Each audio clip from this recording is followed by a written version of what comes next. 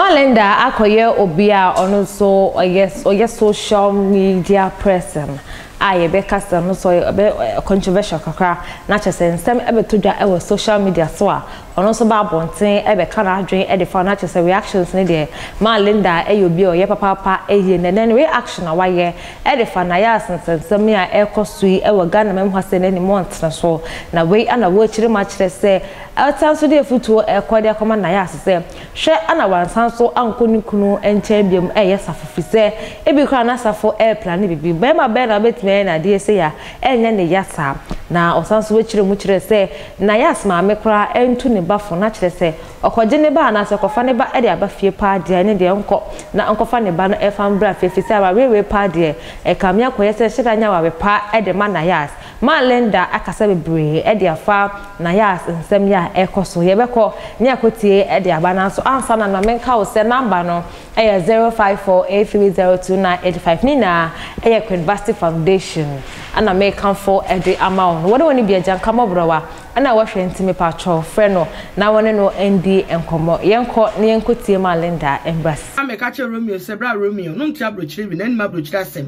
na yes on go back to Nasafo na yes we gugu ne ho anim asesa but apart from Nasafo a obetumi age na yes atrem obi entumi nye nasa obi entumi nye na yes ntrem Romeo ka kire me say na yes be gen krata ma mani ewu o kana mko bisa Romeo say bra Romeo we ma brochire asem o mi ma brochire asem we ma mafo no mu diri wa brochire nsu bi nim no na me se mpacho na wo ye hwan bra isi nya no no me no obofo ne papa no kwaku bofo no mu nyina wura honhom omo ye ba mienu omtumi ra ho omtumi dane nipa no masa dane ade be ntimi fa ni ni agoro nyame no mekro me ye me kra ya nam se wonfo masem no mododo wura wura ntonyu ne ekire wona me mpembe mentina nam de block e wo mu nyina free me phone so Romeo ohu tu ani we guase Romeo no afere me bo a obi ba twe na de ato mpaaya so eni ye huhu ni safe obi ba twe na wo mi ye hu ni safe na yas twe eno am ye de example na yas no man de obema na yas de na ye futu Germany abonten so obi ye de atu ni mafo Romeo sasa Romeo minim de otumi ye nti we na atimi ye no Romeo we na otimi ye abla Romeo un minim de otimi ye ena me mitri ra honhom enti we na atimi ye no me catch us as akola no be na koni kunu ma ne nko the earlier the better for you guys also man na ya nko ne enko china na wanye obi ama no Romeo eti anie Romeo ti say na na pe na ya se won say na Romeo open na ya eye obi ba na ade ne se bi ne twa to nsane yeso saa no obi ba o obi maame obi sister na Romeo no man de twenam sanye sesa no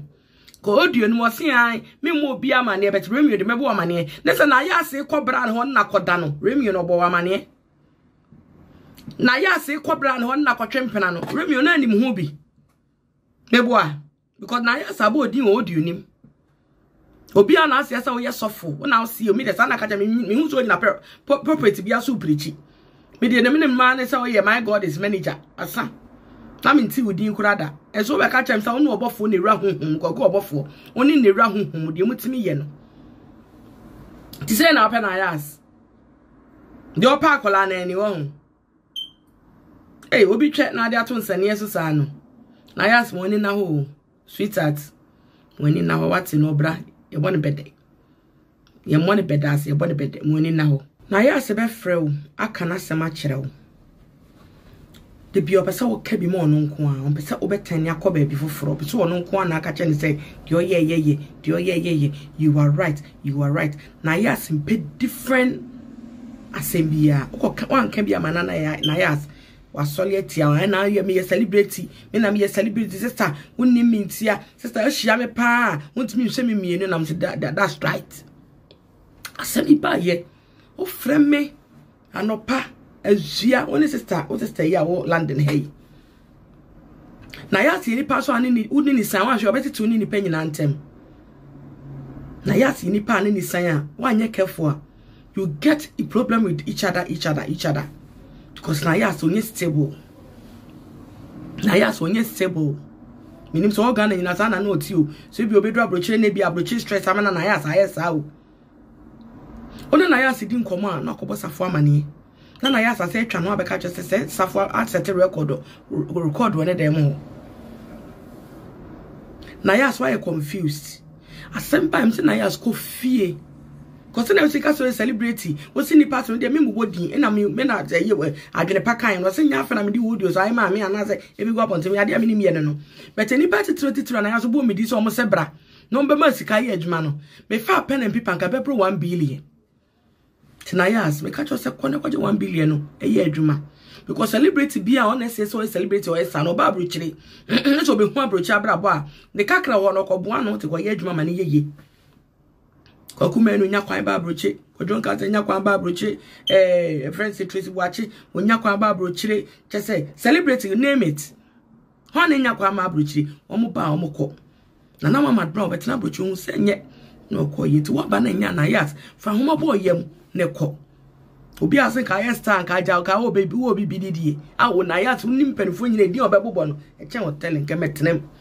kan nyina che na yas Ayas, tu betra be je num say ya. Ayas abrocha hwi ni mo. Abrocha hwi ni mo ba you twa ko 2 years. Ye ka say 500 pound, 500 euro kra to onya bi ma.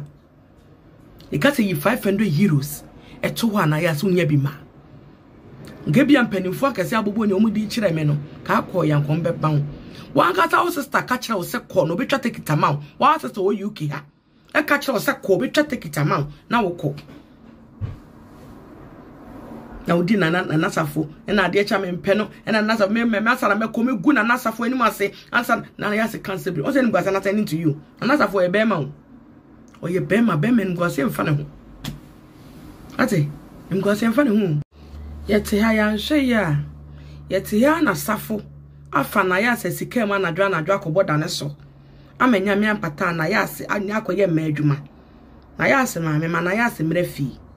na wade a obaiti hu en monyam bi anim impoti konyam kola wo be woni bi wa wade anim ti Nayas ma me fa homa bo yam so oba atan e ka cha Nayas se Nayas braga na be start fresh ana se hunde wo ye jasafo achidi ma me Nayas ma se na safo anim wo ne dwana wa sha jinsi atwetwam na oba na sha rege tenche wo so na cha no adwempa ni safo trim wo oba ne hu Safari na dwe se ne 1p kura no this was kan so ma Nayas ba brochira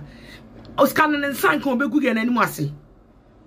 me kan no kura kire wo sana Safari na dwe ne enti ma me so amfa ho ma mo yam ama oba na ante ne ho afiri safo ho a ma me ye bedidi oba ne sa bra oba tan wo da wo na nyame ampata because be ma yetumi agodi ne yira wotumi agina se yo de kopa cheche bra ne to iPhone na iPhone 13 poni e de Nayas yi wa brochiri ne se ga na phone call e de iPhone 13 di mu mi anim we